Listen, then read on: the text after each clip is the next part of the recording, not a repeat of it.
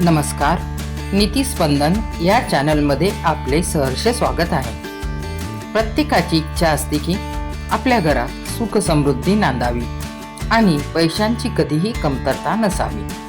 शास्त्रानुसार गुरुवार हा दिवस धन आणि भाग्याचा कारक मानला जातो. जर तुमच्यावर कर्जाचा डोंगर असेल किंवा प्रगती थांबली असेल तर या गुरुवारी हे छोटे छोटे उपाय नक्की करून पहा. गुरुवारी अंघोळीच्या पाण्यात चिमूटभर हळद टाका. त्यामुळे सकारात्मक ऊर्जा वाढीस लागते व आपली कामे भराभर होतात. केळीच्या झाडाची गुरुवारी पूजा करावी. केळीच्या झाडाला पाणी घालावे, तुपाचा दिवा लावावा आणि मनोभावे प्रार्थना करावी.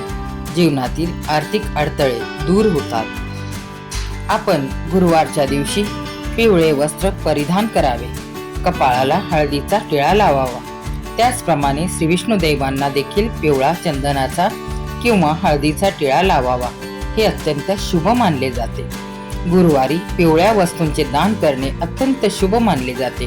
हरभरा डाळ, गूळ, केळी, पिवळा शिरा किंवा पिवळा फोडणीचा भात आपण अन्नदानाच्या स्वरूपात दान करू शकता. गाईला हरभऱ्याची डाळ आणि गूळ खायला दिल्याने आपली रखडलेली कामे मार्गी लागतात. एका नारळावर स्वास्तिक काढून तो लाल कपड्यात बांधून तिजोरीत ठेवावा.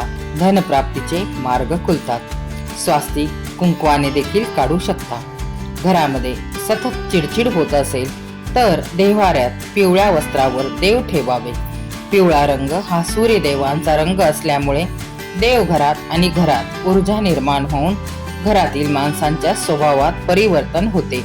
घरातील लोकांची सतत चिडचिड थांबते. गुरुवारी शक्यतो घरातून पैसे बाहेर कोणाला देऊ नये.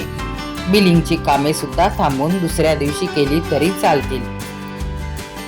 गुरुवारी शक्य असेल तर उपवास करावा. एक वेळ उपवास करून एक वेळ जेवण करू शकता. गुरुवारी दिगंबरा दिगंबरा श्रीपाद वल्लभ दिगंबरा श्री गुरुदेव दत्त श्री स्वामी समर्थ ओम नमो भगवते वासुदेवाय नमः या मंत्राचा जास्तीत जास्त जप करावा. गुरुवारी पिंपळाच्या झाडाला जल अर्पण करावे. शक्य असेल तर कच्चे गाईचे दूध, काळे तीळ आणि जल पिंपळाच्या झाडाला अर्पण करावे. 7 प्रदक्षिणा कराव्या. मनोभावे प्रार्थना करावी, परंतु पिंपळाच्या झाडाला शिवू नये. गुरुवारी एखाद्या गरीबाला अन्नदान वस्त्र करणे शुभ असते. हे उपाय श्रद्धेने करून पहा. तुम्हाला सकारात्मक बदल नक्कीच जाणवतील. जर तुम्हाला हा व्हिडिओ माहितीपूर्ण वाटला असेल तर व्हिडिओला लाईक करा आणि तुमच्या मित्रपरिवारांसोबत शेअर करायला विसरू नका.